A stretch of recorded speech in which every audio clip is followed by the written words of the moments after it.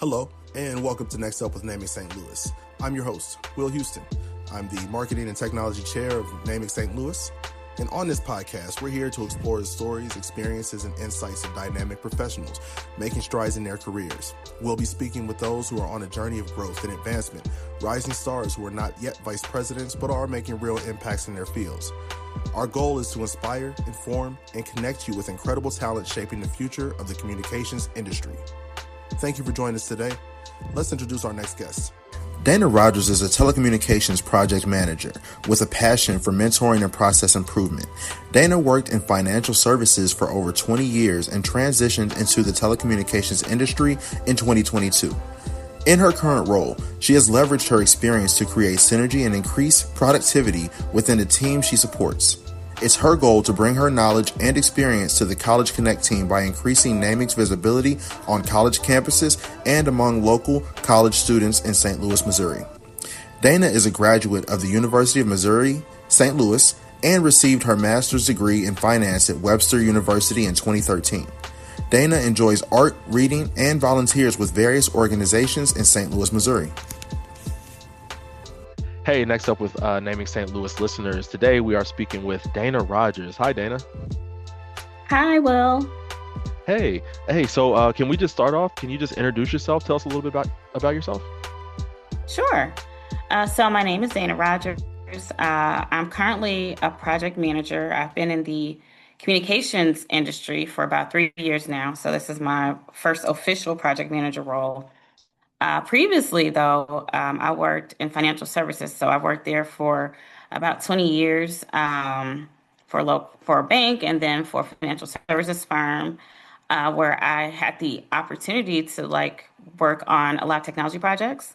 And so through those experiences and opportunities, I was able to gain, skills and knowledge with regarding IT. Did a lot of self-study on my own, and then eventually I was able to move into my current role, where I help to manage two teams, a training team and also another team where we do production development. So development that's actually being used by our customers and agents. So that's kind of my journey so far. It's been really interesting. I have learned so much from all of my various leaders. And so I'm kind of excited with what I'm doing now. My role is changing a little bit. So we'll see what comes in the future. But I'm really excited about where I am right now. Nice. No, that sounds awesome. It sounds like a really good journey that you've taken. And so you started in financial services and Hmm. you moved your way into telecommunications.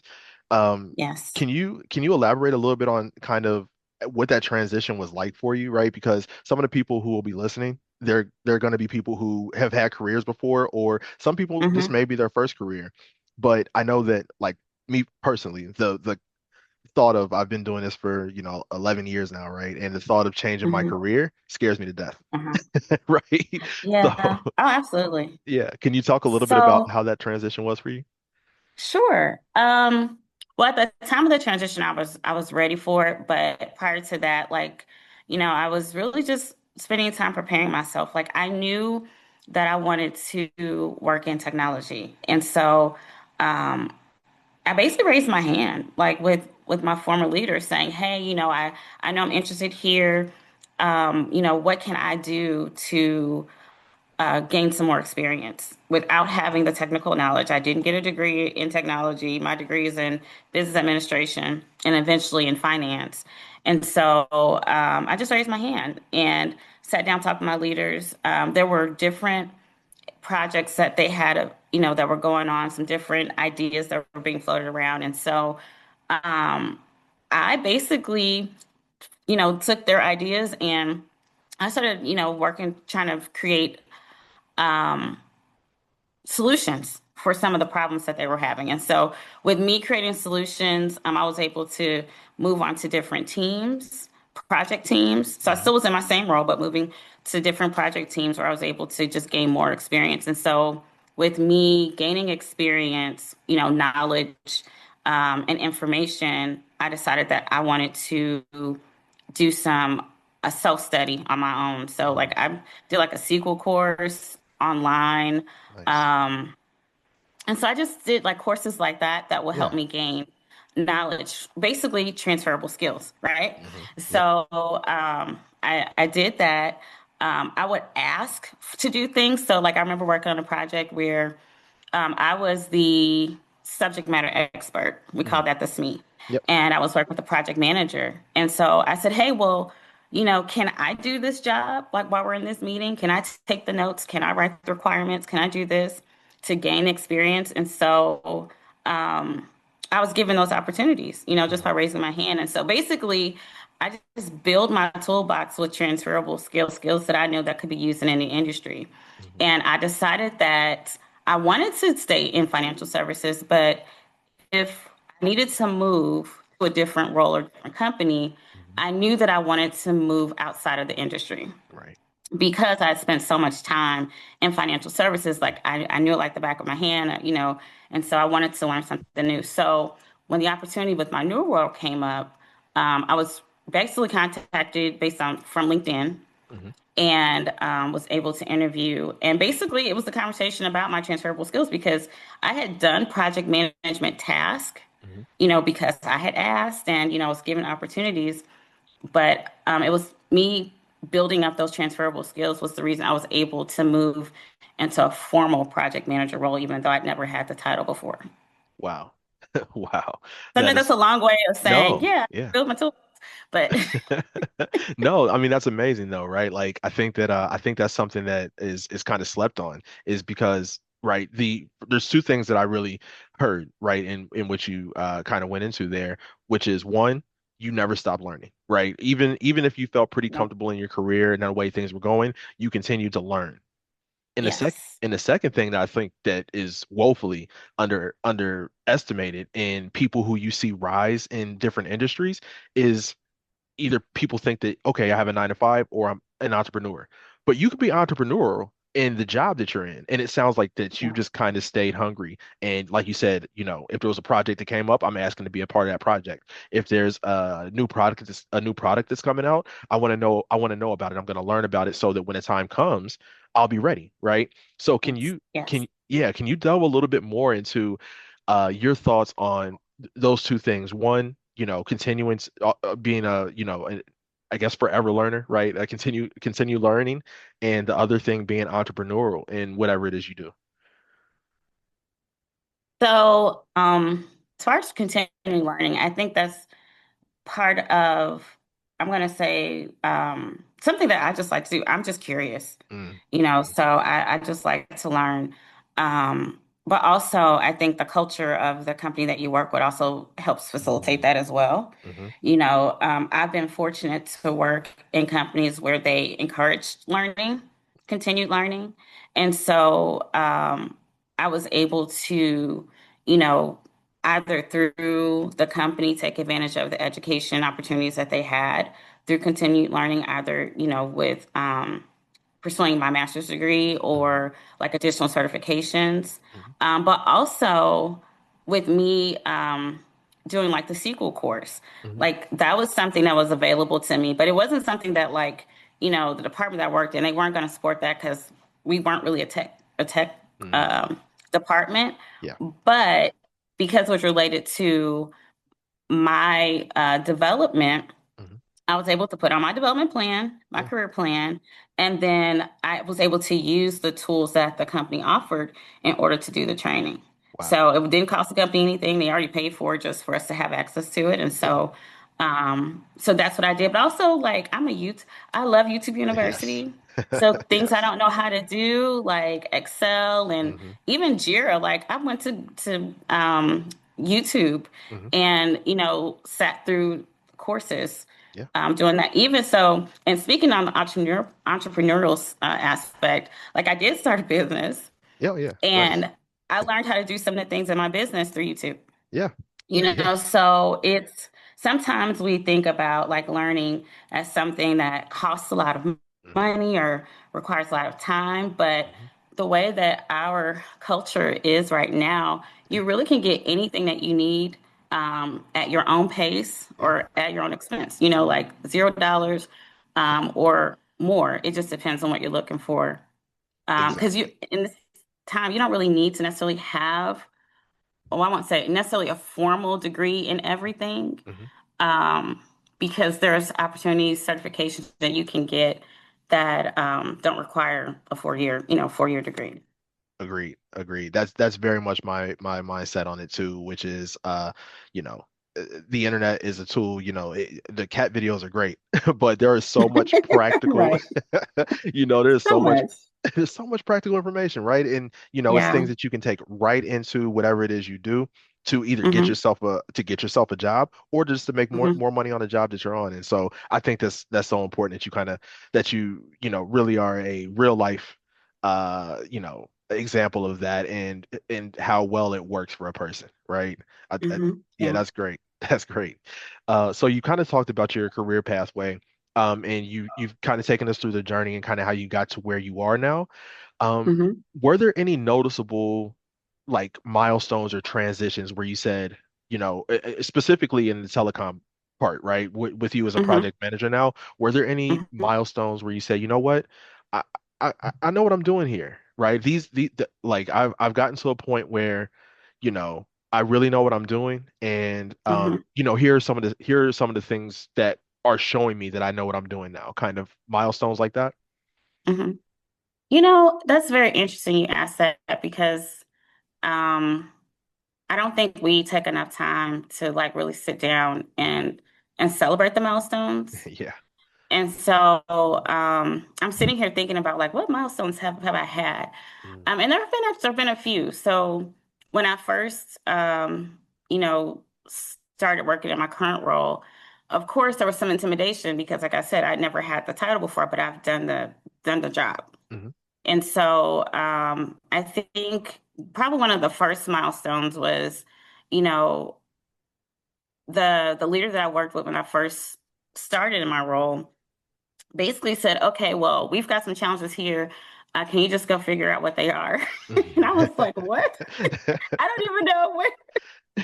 It's like day one, and I'm like, I don't know what is happening here. I don't Yeah. even know what's going on. Yeah. So, but it took me like, that curiosity Mhm. and asking questions and, asking for access to certain things and digging deep. And I would say probably 3 months later, I was able to present to the leadership like Yeah. what the challenges were Wow. and opportunities for correcting some of those. Yeah. And so I can say that was what 3 years ago. So I can say that we've actually have conquered all of those at Wow. this point. So seeing that come to fruition, I'm actually so it's interesting because when I started out, I was working with the product owner. I'm now the product owner of that team, Wow. and I've been able to implement some of those changes and see the progress. So that's, first starting out for finding the information, but then seeing the changes and how productive our team is now. So that's, I think, probably one. Yeah. I think that's probably the major one Yeah. so far. I've got some on my other team. I've been working on a few things. Um, but I think I would say out of the 3 years, that's probably the biggest milestone is seeing those changes. That's amazing. That's amazing. Yeah, it's one thing to make a suggestion or a recommendation. It's a whole other thing to have that recommendation validated and then be able to Hmm. be part of the team that implements it. Like that's Yeah. that's that's got to be a level of, gold, just kind of gold medal at the end of the relay race, right? Where it's like I Hmm. was here for the whole thing, planning Yes, to implementation to completion, and that's got to feel pretty good. And it does. It feels great. oh yeah, and I think again to your point, right? It's important to celebrate those, right? I don't know how, Hmm. how anyone chooses to, point out or celebrate those milestones, but whatever Hmm. it is that you do, pat yourself on the back or whatever, whatever Yes. patting yourself on the back looks like for you, right? Do that Right. because, there will be hard days, and sometimes those hard days are when you have those milestones, that's what gets you through those hard days, right? Right. Yeah. Yes. That's so true. Absolutely. And so speaking of hard days, you actually mentioned the challenge that you had. Oh, yes. You mentioned that, you kind of were first day on the job and they were like, "Hey, here's a stack of paper, figure that out for me, right? So can you kind of tell me, and you kind of did mention that challenge, but kind of from a more personal level, right? Not necessarily Hmm. the technical side of it, but from a more personal level, when you were faced with that challenge and you went home that night and you were like, "Oh my gosh, I just got on this job." What in your character, in your spirit, allowed you the ability to say, "You know what? And I'm going to show up tomorrow." Other than I need to get paid, right? Other than that, Right. say I'm going to show up tomorrow, and you know what? I'm going to figure this out. Kind of how were you able to overcome that challenge? Experience. Mhm. Like that wasn't the first challenge. What they say, being thrown into the deep end. It's not the first time I've been thrown into the deep end. Yeah, yeah. Um, but resilience. I'm resilient. I think I Hmm. am. And Yeah, so, when I'm faced with a challenge, my thought is to focus on the things that I know. right. And so, with this particular challenge, it was just regarding like with our defects and how many defects we were having, which was an astronomical rate in my opinion. Mm, It was our communication, trying to figure, and really, I would say the biggest thing was how do we reduce our defect rate? mm, And so I had to just think about in the world of testing, like pull from my own experience, like mhm, how did, how did we end up having defects? What's the main issues that I saw in my old world? And what do I see in this new world? Like, so it's just pulling from my own experience wow. and trying to learn because I came from a different world, Yeah. a different world of doing technology, a different world of subject matter all completely. So basically pulling from the things that were the same Mm, and then, learning about where I am now mm, and understanding the subject matter yeah. because they're not the same. Where I was before isn't where I am now, but there are similarities. And Mm-hmm. so it was interesting um, going through that process. Um, but then also, like, you also have to keep in mind, like, the people side of that as well. Hmm. Like coming into a new team and I don't know these people Yeah. and I'm trying to figure this out, Yeah. so navigating that as well um, was very interesting. I had to pull also from my experience with, who am I? Who do I like? How do I like to be treated? Hmm. In a work environment, how do I want to be engaged, in my work environment? And so navigating, I think both of those and being able to overcome them was very crucial, I would Hmm. think, for our team. Yeah. And it was very helpful. And I think for me, it let me know that I can do more. Yeah. Like I've taken my experience, I've applied it to this, it's working, I can do more. Those things where they seem like a stretch in the moment, Hmm. but I know that if I encounter those challenges again, that I'll probably be able to do them even faster Yeah. and be able to learn a few more things that will, a few more skills I can put into my toolbox. Absolutely. Absolutely. Yeah, and I think that's important. And so I just want to point out, right? So what you're kind of talking about, as far as being able to take two things from the outside, right? So you see the similarities because you've been there, right? You've been in the trenches on both Mhm. sides, from the financial side to the project management side. So you're able to see those similarities. But they say that one sign of like the ability to be creative is taking two Mhm. different things that seem different and being able to relate those to a similar thing to make that thing better, right? And so, Yeah, yeah, I and like that. yeah, and so what I and the reason I bring that up is because there's this thought out there sometimes that oh well, there's a lack of creativity, certain well, with certain leaders we're looking for creativity with these kind of people or with this kind of thing, and I just want to point out there that, right, that is not something small. Right? Hmm. Yeah. Being able to actually take those two things and create something uh better or more efficient, Hmm. or you know just in a better way, is truly Hmm. the root of creativity. And I just want to applaud that. I think that's awesome. I think Yeah. it's Well, awesome. thank you. Well, I would say creativity is probably, I would call it one of my superpowers. Like one of the the things that's been able to get me through a lot of the challenges is my ability to see outside the box. Hmm. Like I asked the question, why does it have to be this way? Or why Yeah, can't it be a different way? Not afraid to ask those questions. And I think that definitely helped me to navigate various challenges in the workplace and with different projects that I've worked on. absolutely. Absolutely. All right.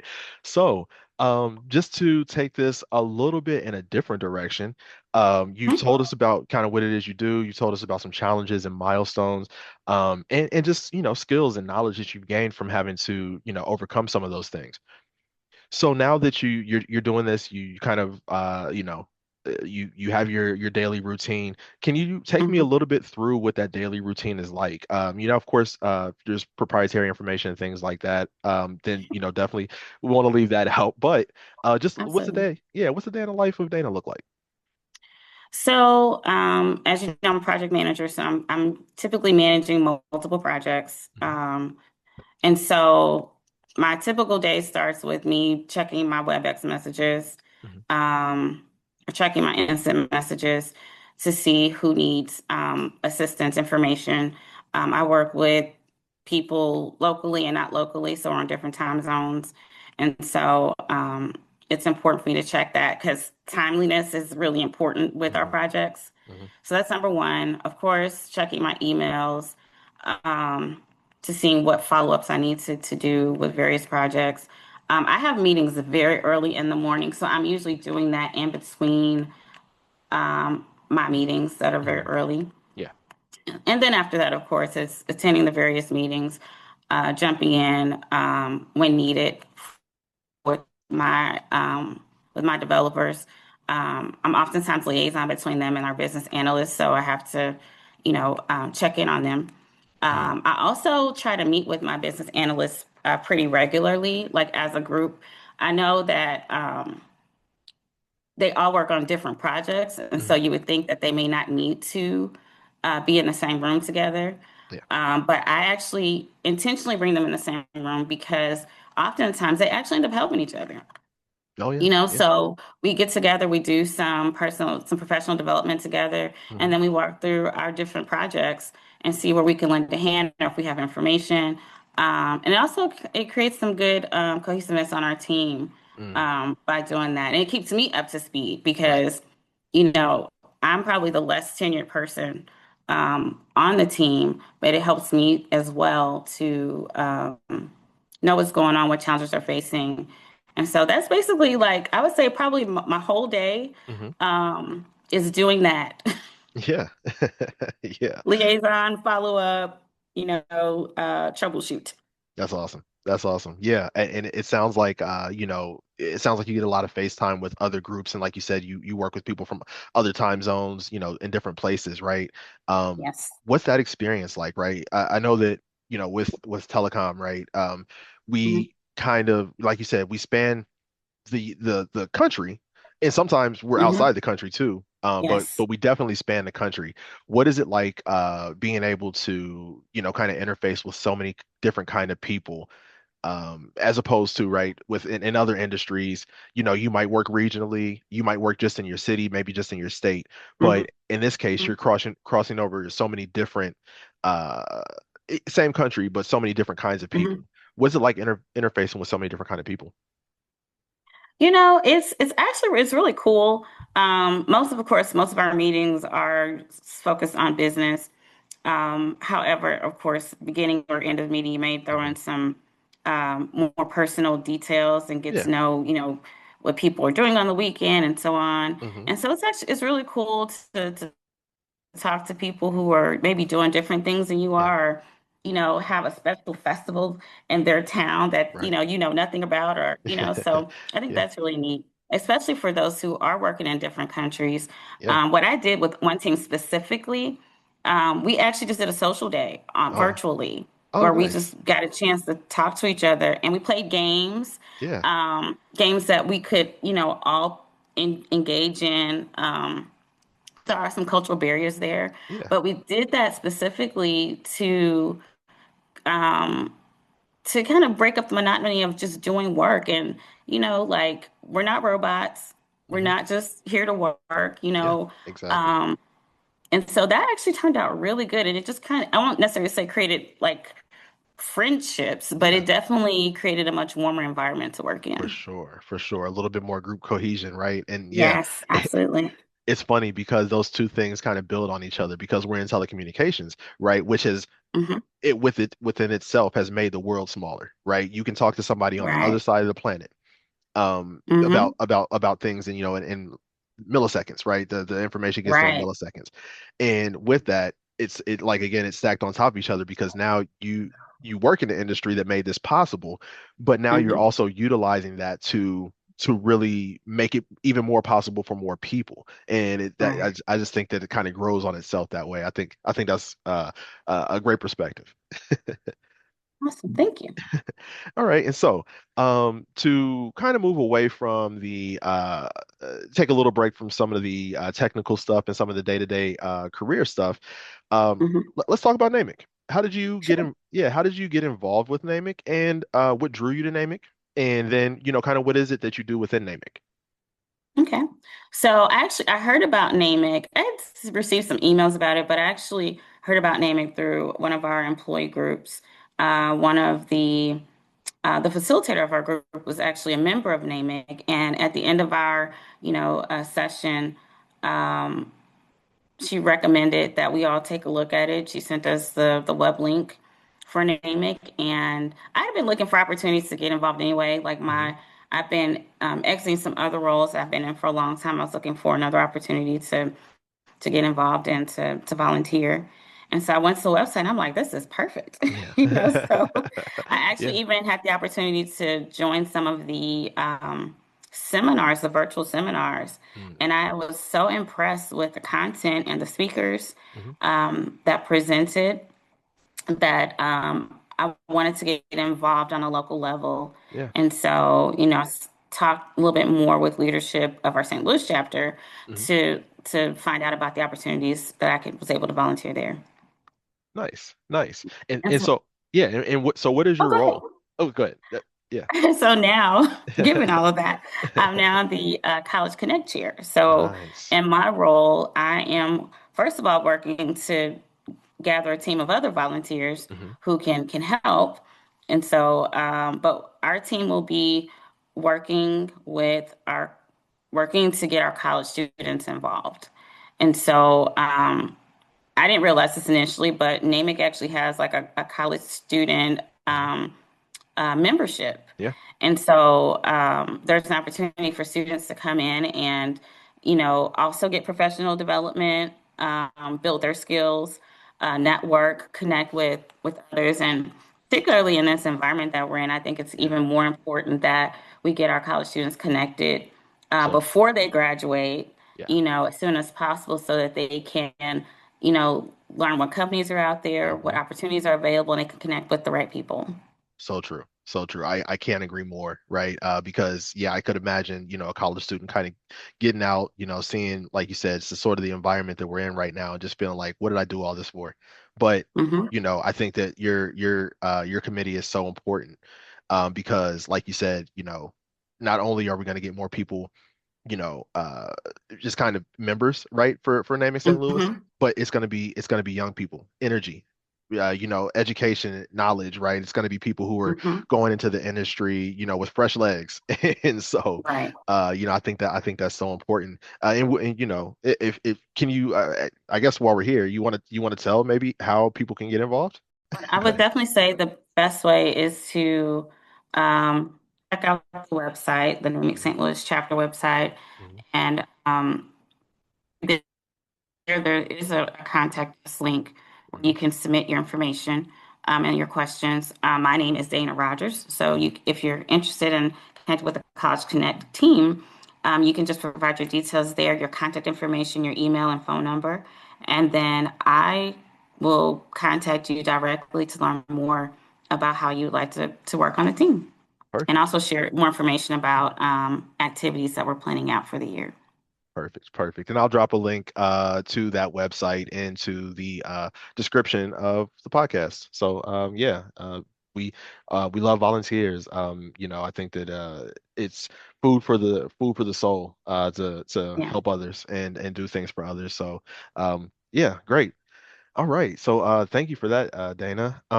So yeah, I guess back to some of the telecommunications industry insights. Hmm. We're gonna get a little bit crystal ball here. See, so go ahead and pull that out. Pull out your wizard robe.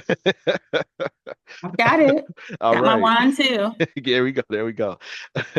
So, you've been in the telecommunications industry now for some time. You're a project manager. That means you're on the ground with Hmm. things as they roll out, with products, with just bigger projects that are coming along. Based on some of that, right? Have you been able Hmm. to kind of get a feel of where you think that the industry is going? And this can be as pie in the sky as you want, or it can be, Hmm.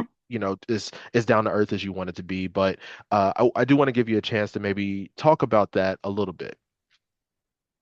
There's so much, and I'm still learning. You would think that with me being in working in technology for so long, I'll probably Hmm. be ahead of the curve on some of this, but Hmm. I'm still learning because things are changing so greatly. The big talk right now is AI Yeah, and how that's going to impact communications and the culture in the workplace, right. and that's still being figured out. But it's already being used in Yeah, so many places yeah, and it's probably going to be used more. sure. So I encourage anyone to look into that to see like how they can use it in their day-to-day life and Hmm. you know using those things will help you to when it becomes more readily available, it'll help you to know how to interact with it. Absolutely. Um, Also, I just think, it just seems like we're so connected. It's like much more can we be connected? But I'm sure things are going to change even more. Like the way we do technology today is not the same way we did it 10 years ago or even 5 years ago. Hmm. And so there's always things that are changing, in the technology world and thus the communications world. I would say 15 years ago, there were telephones in people's houses wired, and most people now don't even have a telephone in their house. It's No. mobile. What's next? Yeah. What's next with, daily communication? People are talking on their phones. Like my mom, when I call her, she answers me on her watch. Oh, yeah. Like that's Jetson stuff, Yeah. so Yeah. I Exactly. guess I'm dating myself, right? So, Nice.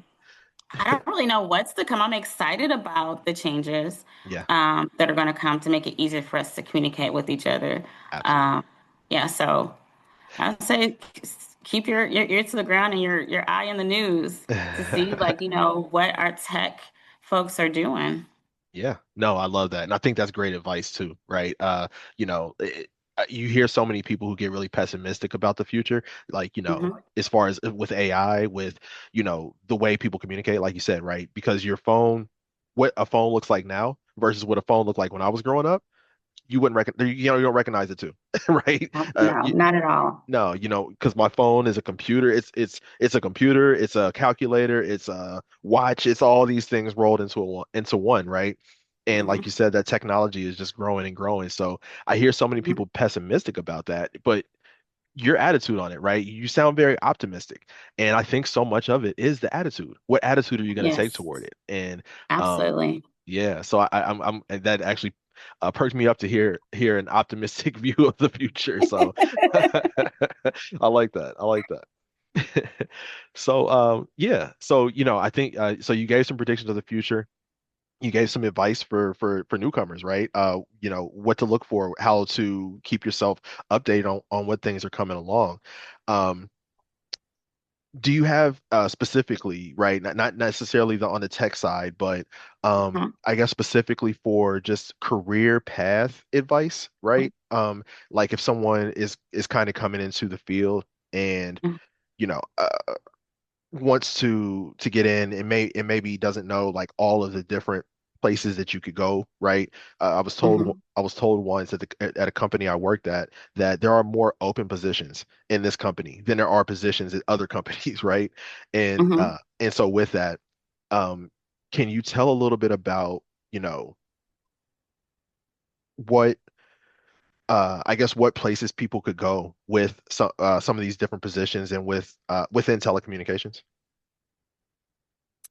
Just to Like the yeah, just to the extent. pathways. Yeah, pathways, just kind Um, of pathways to the extent that you know. And maybe even if it's just, what you see being next for you and what pathway you've taken so far within telecommunications. And based on that, mhm. what steps did you see yourself going next? So I'm trying to figure out the next, Hmm. because I've gotten to where I wanted to be, which was, you know, knee deep in tech. Hmm. And Yeah. so for me, I'm figuring out what's next for me. But I would say that it's first of all, it's really important to create a career plan and development plan. I know that's not the question you asked me, but No, this is I'm good. I'm starting there Yeah. because you need direction, Hmm. and it's great to have it in your head, but it's even better to have it on paper. Whether it's on your computer or on your phone or in a notebook, it's good to have it written down where you have a plan of where you want to go, Hmm. but also being flexible with how you get there Hmm. because how you get there may not be a straight line. It might require a few detours. But you need a plan, but you also need to talk to some folks. You need to have what they call it, a board of directors, Yeah. like Yeah. people who are wiser than you, who are in roles that you want to be in, Right. who can help provide guidance for where you want to go. Hmm. Because if you had told me, when I was a customer service representative that I would be a project manager today, I would have been like, that is totally not going to be my path. I know I want to go straight to leadership. Yeah. Yeah. But as I got more experience and as I encountered new information and interacted with new people, Hmm. I learned that, yeah, I like leadership, Hmm. but I really like project management too. And Yeah. so I had to like make a decision on where I wanted to go. And what I realized with project management is that it requires a lot of leadership skills. Oh yeah. Oh yeah. So I'm actually using those leadership skills while also being in a project management role. Eventually, I would like to be in a leadership role. In what area of my company, I don't know yet. Yeah. But it's really important to talk to people Hmm. to understand their path, and then you can kind of create your own path. Because, like for me, I went from like a customer service rep to being like a technical specialist and me on technology that I Hmm. didn't have a degree in Yeah. to now, working in telecommunications. Yeah. So my pathway hasn't been very straight. Hmm. So it's hard to tell someone like take this A, B, and C, Sure. but once you kind of have an idea of where you want to go, Hmm. you can mark out the path to how to get there. And if you don't know, because some people they don't know what they want to do or where they want to go, but you know what you like to do Right. and you know what you don't like to do. Yeah. Yeah. Like, so if you don't know exactly where you want to go, look at the things, and I've done this. So this is not something that I'm making up. Like, I've Yeah. literally have done this. When Yeah. I didn't know the path I wanted to take, I wrote down the things that I liked about my job, things I didn't like about my job. Hmm. And then I started looking for roles that included the things that I really loved about my job. Yeah. Wow. And that helped me to kind of narrow the pathway of where I wanted to go. But I don't put a title on my next job. I just put responsibilities. Ah. Uh, Yeah. because titles are great, but you can be in a title and hate the job. You can Right. have the title and hate the job, but if you love the job, then title isn't, it's important if Yeah. with elevation wise, but title has less importance when you actually like the job that you're doing. Absolutely. Absolutely. I'm trying to remember the name. Oh yeah. So she's the CEO of TIAA. I follow her on LinkedIn. She Hmm. always has these really good quotes. And she says, your Hmm. title is rented, but your character is owned, right? Absolutely. And so that Yes. that kind of I love reminds that. me, yeah, I think it's such a great one. And I think you just really hit the nail on the head with that, which is, build up your skills and know who you are. And Yes. then, if you can find those things that you want and those responsibilities, then you'll get whatever title you want because you know that because you'll be good at it. You'll already be good at it. That's Yes. going to follow the natural flow of who you are. I think that's awesome. Yeah, I love Yes. that, I Dana. like how you said that, Will. Thank you. Oh yeah, for sure, for sure.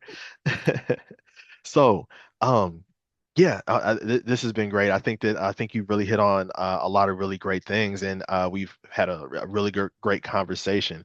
Um, one thing I like to always to kind of wrap up with is, you've given all this different advice on, kind of career, technology, and things like that. Do you Mhm. recommend any books, courses, websites, blogs, right? Things like that that really kind of, if it's something that you read every morning or that read after work, anything like that that really it doesn't even have to be about career, anything Mhm. to kind of get you in that headspace of motivation and things like that. Yes. So, I do. So, I guess daily, I always try to have a moment of where I can just get my mind together. So, I would say a time of meditation and prayer. That's just preparing for the day. Mhm, That's just part of my daily practice. mhm, However, when it comes to resources, direct resources, I always recommend these two books. mhm, The first one is It's Your Ship by Michael mhm, Abrashoff. mhm. I absolutely love that book. It is about a Navy captain and the leadership skills Yeah, that he learned by leading, a crew of Navy men. I don't yeah. know if I said that correctly, but it is an absolutely awesome book. I actually read that during my while working on my degree, my master's degree. Wow. Yeah, I had to do a presentation on it, and it is still one of my favorite books. yeah. Um, the second book is Good Leaders Ask Great Questions by Mm, John Maxwell. okay. And so I love that book, and I'll even tell you how I even got there. So I ended up reading that book after having a conversation with a leader of mine. Mhm, And basically our conversation was about around my lack of questions. mm. And so here's the thing. We were in meetings and, they would say, well, Dane, do you agree? I'm like, sure. But I wouldn't necessarily tell them why I agree. I mean, Yeah. if I didn't agree, I would tell them why I didn't agree. Right. If I did agree, like, sure, Mhm. whatever. And so my leader took me aside and said, I know you want to do this and do that. He was like, but I want to see like how you're really thinking Mm, about, when you say yes, I want to know why you're saying yes. Are you saying yes to just go along with the group? Or are you saying yes because you have really thought through it and you really believe it's the best solution? mm. Now, he didn't think that I was just agreeing with the group, Sure. but he just gave me a different perspective on how I showed up to those meetings. Absolutely. It's like So I ended up, yeah. Sorry, go ahead. oh, go ahead, Will. I know I was gonna say it's like showing your work on math, right? It's like, I know the answer, but it's like show your work, right? Yeah, That kind of thing. Yeah. absolutely. That's Mhm. exactly what it is. And so the book, Good Leaders Ask Great Questions, I ended up finding that book, and it's so crazy. I found it at work in that job on the floor because we had a little library, Yeah. and I took it home and read it, and it was so life-changing for Wow. me. Wow. Um, and so I have gifted that book to so many people because Good. it's a good, you don't have to be a leader. Yeah. You're a leader in your own right, in your own space, Mhm. so but knowing how to engage your colleagues and knowing how to engage your leadership through asking questions and diving a little bit deeper into, whatever you guys are talking about, I think it's really beneficial. It kind of shows like, you're taking initiative and Yeah. you are invested, Yeah. in the work and the product. So I Absolutely. recommend that one. Yeah. That was a long way to get there, but And we're no, no. there. No, that My was last great. book Uh-huh. is Exit Interview by Christy Coulter. Now, this one was recommended to me by a mentor. Oh wow, yeah. Christy Coulter, she worked for, I believe it was Amazon. Mm, And so she just kind of talked about her journey mm, through she talked about her journey, in her various roles in Amazon and ultimately leaving Amazon. But it was really an insightful book.